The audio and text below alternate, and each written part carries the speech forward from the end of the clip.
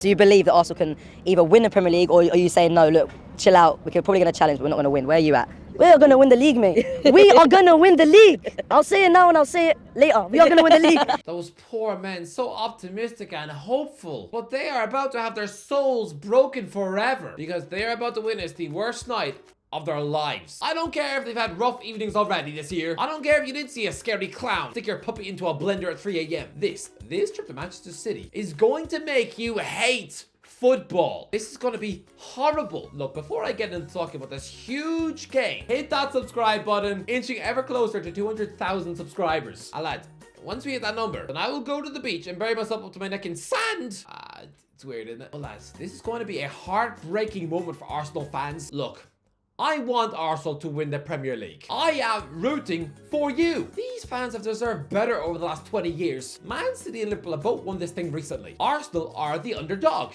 I like the underdog. I mean, no, I don't want to see Declan Rice getting his grubby paws on this trophy. It'd be like watching my own grandmother slurping poo off my 100k plaque. But I want Arsenal fans to be happy. But I'm also a realist. And you won't. I'm going to say this.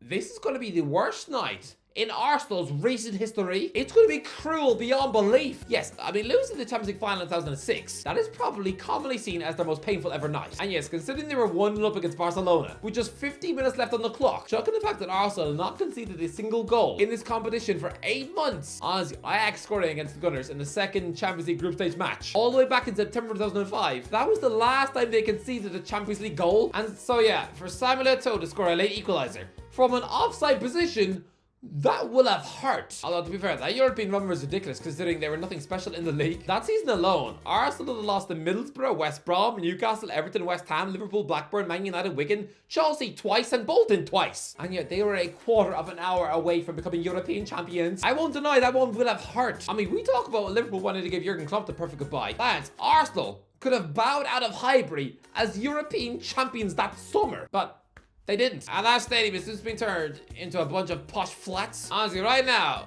some posh millionaire is probably taking a poo in the penalty spot. But lads, this is the season where Gunners fans are dreaming of reclaiming their Premier League crown. This is a must-not-lose game. And yet, I'm going to say it, Manchester City 5, Arsenal 0. Don't tell me that Man City aren't capable of this. 10 months ago, they beat Real Madrid 4-0 at home. Real Madrid. I don't care what you say, Real Madrid just are a better team than Arsenal. And yet, they conceded 8 goals in the last 2 visits to the Etihad. Poor old Carlo Ancelotti. His last 3 visits to Man City's ground, he's seen his side concede 13 goals. To be fair, one of them was Everton. Lads, Mikel Arteta has been Arsenal manager already and left his former club with a 5-0 defeat before, which put the Gunners bottom of the league. I mean, to be fair, that Gunners team started with 5 at the back, with the centre halves being Callum Chambers, Rob Holding, and Shad Kolasinac. What did you expect? Lads, this is a club who have lost on the last 8 visits to this ground. Pep Guardiola has never not won a Premier League home match against Arsenal. The Gunners should be daunted by this trip, absolutely. They have a horrendous record against City. I remember when Arsene Wenger crafted a shock 2-0 win here in January 2015. Yeah, that had been the first win at this ground in nearly 5 years, and that had seemed like a mega drought. Yeah, it's now over 9 years since they left this stadium with a win. That is appalling. Yes, Arsenal are flying high, but so? This is what Pep Guardiola does? Go back to November 2010. Real Madrid were top of La Liga under Jose Mourinho. Oh, it's taken him 4 minutes to mention Johnny. Yeah, I mentioned him, alright? Don't choke on your scrambled egg. But lads, they had begun that season with 10 wins and 2 draws from the first 12 league games. They were just off the back of a 7-game winning streak. In the calendar year of 2010, they had been virtually flawless. Since the 17th of January, Real had won 28 of the 32 league matches. An absolutely unstoppable train with the likes of Cristiano Ronaldo eating defenses as if he was a wolf tucking into a pig. Then Barcelona spoiled their entire year. 2010 now looks like a sour, horrible year for Madrid because a month before Christmas, they embarrassingly lost the El Clasico by 5-0. I think a similar thing will happen to Arsenal now. They want this Premier League title. They almost want it too much. Look, this Gunners squad is dripping with sheer talent and brilliance, but how many of them are seasoned winners? 2. Alexander Zinchenko and Gabriel Jesus, who were just bit part players at Man City. That's it. nobody else in this squad knows what it feels like to lift a Premier League title. To be fair, I know Jorginho has a filthy trophy cap in this, winning a bunch of stuff with Chelsea and Italy across a couple of years. He was even finishing in the top 3 of the Ballon d'Or, which was silly beyond belief. 3rd in the Ballon d'Or, when he's just the Italian Michael Carrick. By the way, I'm calling him Italian through gritted teeth because he didn't move to Italy until he was 16. The bloke is from Brazil, alright? Stop pretending that you grew up on pizza and Godfather films. But the rest of this Arsenal squad, they've recently had to make the huge step up from Brighton, West Ham and Brentford. Even Kai Havertz was floating in boring mid-table with Chelsea last year. Are they really equipped to deal with the pressure of such a monstrous title run-in? Lads, the standard of this Premier League title chase, it is scary. There are so many great Premier League teams of the past who, if they were transported into the modern day, they would be out of this race by mid-April. For example, the title-winning Man United teams of 2011 and 2013, I don't think they would have stood the pace. I mean, come on, they had a fat Michael Owen on the bench. Across those 2 glorious campaigns, Fergie's boys actually dropped points against Fulham, Everton, Bolton, Sunderland, West Brom, Man City, Aston Villa, Birmingham, Tottenham, Wolves, Chelsea, Liverpool, Newcastle, Arsenal, Blackburn, Swansea, West Ham. Come on, they were a team who lost away at Norwich. They conceded 5 at West Brom. They were good enough to win the league titles in 2011 and 2013, yes, but you need to be bordering on perfect to win the league in 2024. The standard has completely changed. I mean, I'm not even sure the Arsenal Invincibles team would win the league this season because they only just about put up 90 points. 90 points is rarely enough to beat this Man City team, lads. I mean, the Leicester team from 2016, who somehow won the league. If you chuck that Vardy, Kante and Mahrez team into this day and age, they'd be scrapping it out with Aston Villa. Premier League football has changed. It is so much harder to win it now.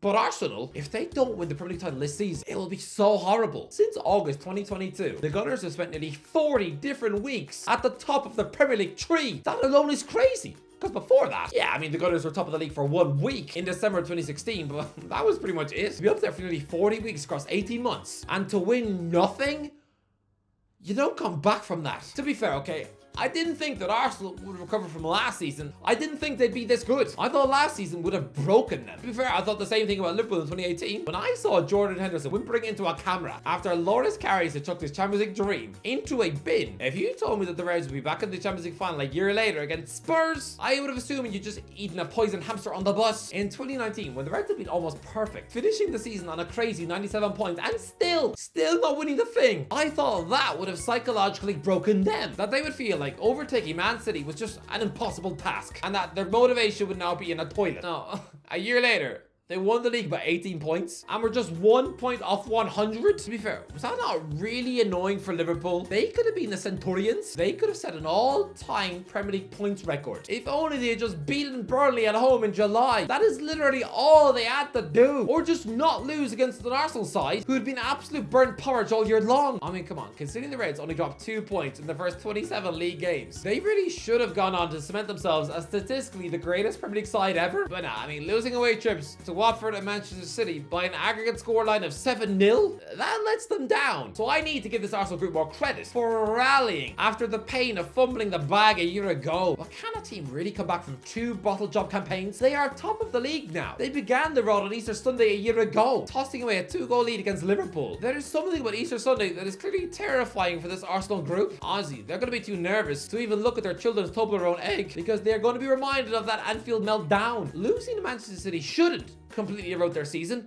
but it will. It is in Arsenal's DNA, football heritage. It doesn't matter if they are on an excellent run of form. If they have a nasty fall, losing a crucial match, it can affect them for weeks. Look when they lost to Man City last year. Yeah, a couple of weeks later, they were losing 3-0 at home to Brighton. They polished off the season by losing away at Nottingham Forest. What? But it's not just last season.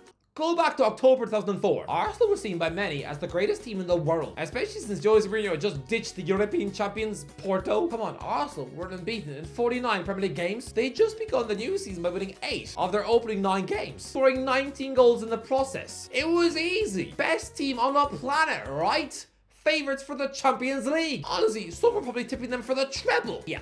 Then they turn up to Old Trafford, looking to make it a crazy 50 games unbeaten, and they lose. It should not have affected the best team in the world. It was just 3 points dropped But it did. The following week, they needed a last-minute Robin van Persie equaliser to stop them losing at home to Southampton. The following Saturday, they couldn't even beat newly promoted Crystal Palace after that crushing loss to Manchester United. This amazing Gunners team only won 2 of the next 7 league games, failing to beat West Brom at home, losing again at Liverpool just a week after the Old Trafford defeat. They were unable to beat Panathinaikos at home in the Champions League. They wound up losing 5 league games that season and finishing 12 points behind Chelsea. I mean, in 2008, again, top of the league and flying high in February, then Eduardo snapped his leg at Birmingham. They dropped 2 points due to a last-minute penalty and proceed to win 1 of the next 8 league games, extinguishing their title challenge. It is in Arsenal's DNA. It doesn't matter if things are going brilliantly. If Arsenal trip up, they will let it affect them for weeks. They are unable to psychologically wipe the slate clean. 10 years ago, Arsenal were top of the league in February. They have been top of the league for 19 of the 24 game weeks up until that point. Then they lose 5-1 at Liverpool, going 4-0 down after just 20 minutes of the match. Such a famous implosion that the game wound up having its own advert on BT, the biggest game of their season so far, and they were only able to keep a clean sheet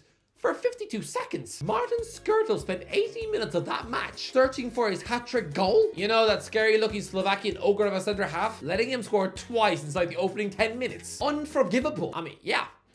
Mikel Arteta was captain that day. He has his own fingerprints on that embarrassing morning because they typically imploded, winning just 2 of the next 8 league games, losing at the likes of Stoke, getting battered 3-0 by Everton, and unforgivably losing Wenger's 1000th match in charge 6-0 at Chelsea.